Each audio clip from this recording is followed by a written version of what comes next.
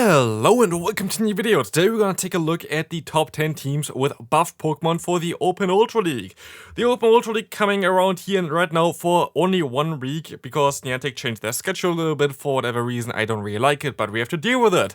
So we're gonna take a look at the top meta real quick here. This is going to be the top meta for the upcoming season. We're going to see already that the Cobalion is a little bit higher because Steelix is now at rank 2 with the new move Breaking Swipe, making it one of the most annoying, if not even the best Pokemon as well for this meta right now, which is kinda wild. Otherwise, you're still going to see something like Zygarde Complete Form. I actually wonder when this is actually going to be available for people. Don't know how far people are there that actually are able to do those routes. I am not. But otherwise, you're going to see here Greedent on rank 13, which is I think the biggest buff. But if you're going to take a look in general at the buffs here right now, you're going to see Steelix and Greedent up there. Mandibuzz, a very cool Pokemon. Pidgeot does not even use Aerial Ace here right now, but would be buffed with this. Same goes for Gliscor, doesn't use Aerial Ace. Golisopod is using the Exeter, which got buffed, but also a little bit nerfed in terms of the energy, so that's going to be an interesting one for sure, going to be a team around it. Hitmontop looks actually really good, at least on paper. It's definitely a very strong Pokemon. Heliolisk looks also very cool here. Interestingly enough, they use Grassnot here right now, and the one team where I have it with it, I don't use Grassnot out of a very... interesting reason there. You're going to see it anyway. And then we're going to have Sneasler. Sneasler, sadly, right now is banned. Otherwise, I most likely would have made a team around this Pokemon, but currently it's banned, so let's move on. First team, we're going to have a 4-time buff team because all of the Pokemon in the backline got a buff this season. We're going to have a lead of either the Virizion or the Trevenant, allowing you to beat both Water-type Pokemon as well as other Steel-type Pokemon, which is kind of important for the lead. Virizion, most likely now, where the Steelix is around, is going to be a little bit better because, Trevenant before was very decent because you were able to just completely hardware the Registeel usually. But now where the Steelix is going to be more common, the Virizion going to definitely rise up in the ranking. So let's take a look here at this team real quick. Looks fairly decent with Ampharos as a Say-Swap now having access to the move Trailblaze and Brutal Swing, and then now you're going to see the Heliolisk in the back with Thunderbolt. Main reason for this, we already have coverage for the grass typing for both Virizion as well as the Ampharos, so I rather would have a hard-hitting charge move there with Thunderbolt instead of having Grassnot as well on this Pokemon. I don't really think it's worth it to have it on it. Here, for this team, definitely you need the Virizion to beat the other Virizions, which is going to be a little bit interesting. For the Say-Swap here of the Shadow Ampharos is going to be also interesting because, I'm actually not sure if you really want to have Trailblazer on this Pokemon yet. Definitely kind of cool to have it, but it might be a little bit tricky against... I kind of think that still the move... Focus Blast might be very interesting in this current meta as well, so I'm not really sure about this one. Otherwise, very interesting backline there as well. You can also use Volt Switch, Shadow, or normal Magnezone. Speaking of Magnezone, we're going to have the next team here already. Going to have Magnezone in the lead, Giratina the Say-Swap here, and the Mandibuzz in the back. Basically, trying to get out the Tapu Fini with the Giratina here right now, which is definitely a Pokemon that's going to be more common as well. Tapu Fini going to completely wall the, Steelix, which is one of the main reasons why you're going to see it way more often as well. It's going to be decent against the fighting type Pokemon, which is going to be more common. But we're going to have here the Giratina as a Say-Swap, going to be very solid here right now in order to beat most of the Pokemon, and Mandibuzz in the back. Actually thinking of maybe even swapping over to Air Slash on this Pokemon. Main reason for this is you kind of want to have a little bit of a better answer for fighting type Pokemon, especially as you're going to have something like Virizion more commonly available. So maybe Air Slash on Mandibuzz going to be a little bit better in the Ultra League as well, but it really depends. Big issue for this team, and why you might want to have something like Gliscor on the back instead. What do you do against the Steelix? Like, this kind of the awkward thing about it. So, you see, for example, here on the right side, I put the Pokemon that might be a little bit better against Steelix there. So, if you encounter a ton of Steelix in your Elo range, maybe swap over to Virizion, maybe swap over to Gliscor.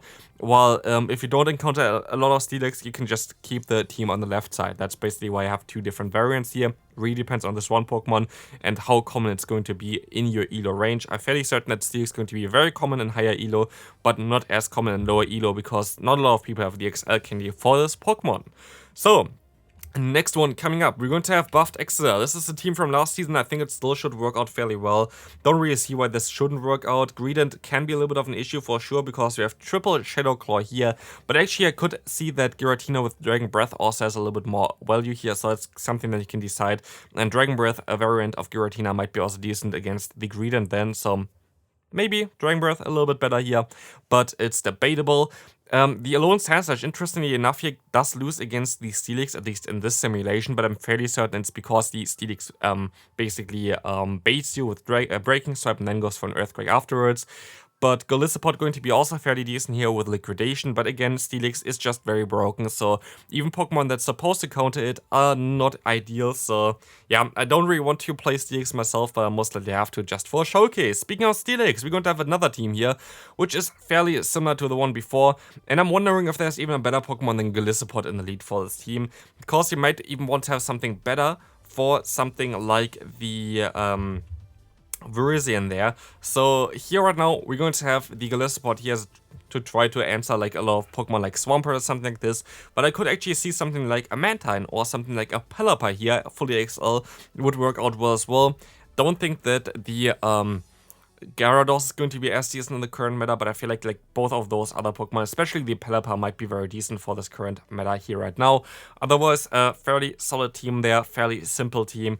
Registeel going to be so overpowered together with the Steelix. It's absolutely wild, but we can move on into team number 5 here. Team number 5, Classic XLBs here. We're going to have the safe swap of the Drapion, we have the Steelix in the back, and we have the Tapu Fini in the lead. Tapu Fini going to be very decent against those fighting type Pokemon. We're going to be able to bait out a potential Swampert or like potential fighting type Pokemon with our Drapion as a safe swap. And then we're going to have Steelix in the back, which is going to be also fairly decent for it. The Trevenant in the back could work out also fairly well because you're going to be weak against something like Virizion in the lead here with your Tapu Fini, so that's going to be something where maybe this is going to be a little bit better because Tapu Fini as well as Drapion as well as the Steelix are all kind of neutral against the Virizion or kind of weak against it, so this might be something to consider there as well. Maybe you actually don't want to go for Awkward here on the Drapion, which I think is actually the play here, and go for the Sludge Bomb, which makes the matchup against Virizion way better, so definitely try that one out. Maybe even go for the Skuntank with Trailblaze as a safe swap here, but definitely a solid team here again, but you might want to adjust depending on what you encounter. Next one coming up, going to be one of the bulkiest teams or one of the no XL teams, which is going to be here the bulkiest on the left side, the no XL on the right side. They all kind of fit similar roles. You're going to have Dark type basically in the back there, the bulky one with either Gastlout or the Muk. We're going to have a Saysop of Snorlax or the Mandibuzz here, which are both going to be able to beat those Ghost-type Pokemon, for example, and then we have a fighter in the lead that definitely does not want to encounter Ghost-type Pokemon. So those teams can all work out kind of similar. Maybe again here, Mandibuzz with with Air Slash basically could be a little bit better, also against the matchup for Tapu Fini, which I think might be an important one. I'm not actually sure if you should actually go for the Gastlout in the back here as well though, because I feel like maybe something like a Scrafty or something like an Obstagoon might be also fairly decent here in the current meta because of the Steelix. It just really depends on how common Steelix is going to be. If you encounter it very commonly, maybe swap your Gastlout in the back for something like the Obstagoon, and you might have a little bit of a better time with this team, so definitely keep this in mind. This is why I always give some tips while I'm extracting those teams, because there can be some shifts depending on how the meta going to look like. We don't know how the meta going to look like. Maybe there's not a lot of Steelix around because a lot of people are not like able to build those Pokemon, so then it's going to be better off, but otherwise it's going to be a little bit tricky. So maybe actually Obstagoon in the back might be a little bit better here. Next one, coming up, we're going to have here the Lantern or also the Superior in the lead, and then some flying type Pokemon in the back. Basically securing an answer, especially with the Superior for the Swampert. With the Swampert otherwise it's going to be a little bit tricky if you have Lantern in the lead, but you can still swap out into Charizard, which is actually a very neutral matchup for Swampert for whatever reason, but also Mandibuzz in the back going to be very decent for it. Just in general, Lantern is actually a very good Pokemon, especially against Tapu Fini, which is very common in this meta. You're going to definitely be fine here. Against Registeel, you're going to be okay. Against a lot of Pokemon, you're going to be okay, but of course you need coverage as flying type coverage in the back here, because Virizion going to be a pain for you to deal with, so that's going to be a little bit tricky. But yeah, we have to see how this is going to turn out. Otherwise, if you want to have a little bit of a better answer, of course, against Swampert, you can go for the Superior, which is now having also access to Aerial Ace, which is going to be nice, which is going to be very cheap for it. So also going to be able to completely destroy Tapu Fini, which you're going to encounter often. But also, you're going to be able to do double super effective damage against Virizion, which I think is going to be a very common lead right now. So going to be an interesting Pokemon. Superior, I think, is going to be better in the Ultra League compared to the Great League, but we will find out shortly, I guess. But let's move on into the next team here right now. We're going to have a double poison, double dark line here basically, with the Drapion as a safe swap and the Skuntank in the back with Trailblaze here. You can have everything actually a Shadow here if you want. It does not really matter too much, but having 2 fighting types in the lead here going to be also very decent against those Steelix or like the Registeel, and then you can bait something out and then clean up basically the end game with the Skuntank. As you don't have the move Flamethrower anymore, you kind of want to get rid of the Steel type early, which you can go basically with the fighter in the lead and the bait basically of the Drapion. So I'm fairly certain this is one of the best teams that you can run for the Trailblaze Skuntank. But we have to see how this is going to all go. Definitely interested about the Hitmontop. I built mine already. Definitely going to try to showcase this one as well. It looks very, very decent here actually, as you can see. Beats a lot of Pokemon. But backline definitely works out very well with Hitmontop as well. But also for, of course, the Poliwrath, very strong backline.